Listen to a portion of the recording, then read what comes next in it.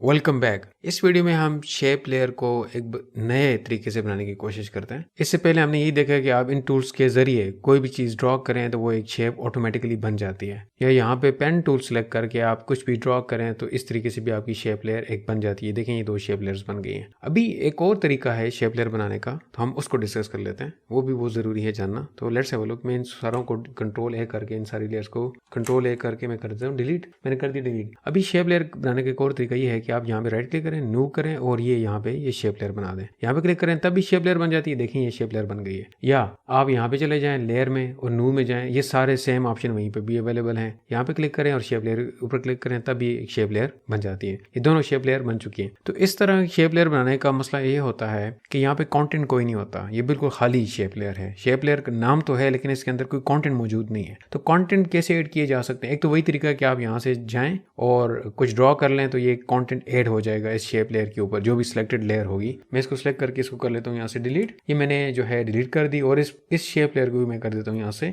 Delete. तो अभी हमने देखा कि हम शेप लेयर इधर से भी बना सकते हैं, इधर से भी बना सकते हैं, या पेन टूल से डायरेक्ट बना सकते हैं। वो कंटेंट से शेप लेयर बनती है। तो ये एक खाली शेप लेयर है, इसमें कोई कंटेंट नहीं है। तो कंटेंट ऐड करने के लिए या तो आप यहाँ पे जाके या यहाँ पे जाके आप ऐड कर सकते हैं। एक और तरीका है ये ऐड का बटन जो होता है, इससे भी आप चीजें ऐड कर सकते हैं। ये देखें यहाँ पे भी अवेलेबल है और ये यहाँ पे भी ऊपर अवेलेबल। अगर इस लेयर को मैं सिलेक्ट करूँ तो देखें यहाँ पे भी अवेलेबल हो जाता है। तो ये दोनों जगह पे अवेलेबल है, दोनों का सेम काम है, सेम तरीका है। तो मैं लेयर से ऐड करने की कोशिश करता हूँ यहाँ पे कुछ चीज़। हम आगे नेक्स्ट वीडियोस में देखेंगे ग्रुप क्या होता है।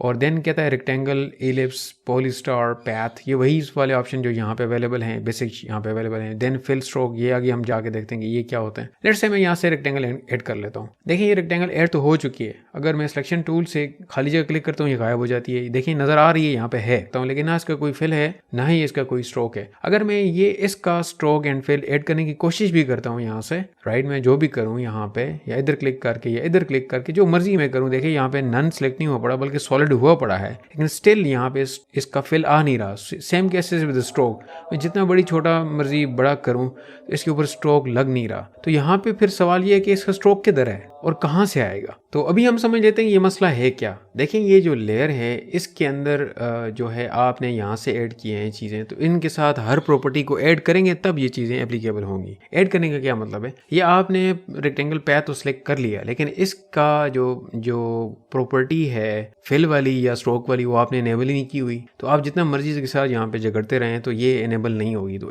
वो इनेबल करनी पड़ती है प्रॉपर्टी, वो ऐड करनी पड़ती है राइट। कैसे ऐड करेंगे, यहाँ पे करके आप फिल करेंगे तो देखें फिल की प्रॉपर्टी इस लेयर की ऐड हो चुकी है, इस शेप की ऐड हो चुकी है राइट। अभी मैं देखें फिल आ चुका है, जो ऑलरेडी मेरा सिलेक्टेड है यहाँ पे वो फिल आ चुका है। अभी स्ट्रोक का इसी तरह मैंने प्रॉपर्टी क्या करनी पड़ेगी, ऐड करनी पड़ेगी मुझे। मैं यहाँ पे जाके स्ट्रोक को कर देता हूँ ऐड, तो स्ट्रोक भी इसका आ गया। स्ट्रोक जो वही है, ये 2 है, इसको आप बड़ा कर सकते हैं। तो आप इसका साइज जो है अगेन यहाँ से पकड़ के आप इसको जितना भी मर्जी बड़ा छोटा आप कर सकते हैं। तो ये आप शेप, जब कुछ चीज़ें शेप्स वगैरह, ये बहुत जल्दी तरीका होता है चीज़ों को ऐड करने का। नहीं तो आपके पास यही पुराने ऑप्शन है, ये सेम ही ऑप्शन है, बस आपने ये प्रॉपर्टीज इस तरह ऐड करनी है। तो लेट्स से मैं थोड़ा सा और इसमें डीपली जाता हूँ कि ये हो क्या रहा होता है। लेट्स से मैं एक शेप टूल के जरिए, यहाँ ये जो शेप टूल्स होते हैं, ये इन टूल्स के जरिए एक शेप बना लेता हूँ यहाँ पे। तो ये एक नई लेयर पे शेप बन चुकी है। तो इसमें जाता हूँ, देखें बाय डिफॉल्ट इसका फिल भी है, स्ट्रोक भी है। मैं अगर यहाँ से करके इसका कर देता हूँ डिलीट, इसका मैंने स्ट्रोक डिलीट कर दिया, इसका कर दिया फिल डिलीट, तो देखें ये बिल्कुल पहले वाली जो हमारी शेप थी, जो इस तरीके से हमने ऐड करके बनाई थी, बिल्कुल उस तरह की शेप बन गई है। तो आपने इसकी बेसिक प्रॉपर्टीज जो हैं वो डिलीट कर दी हैं।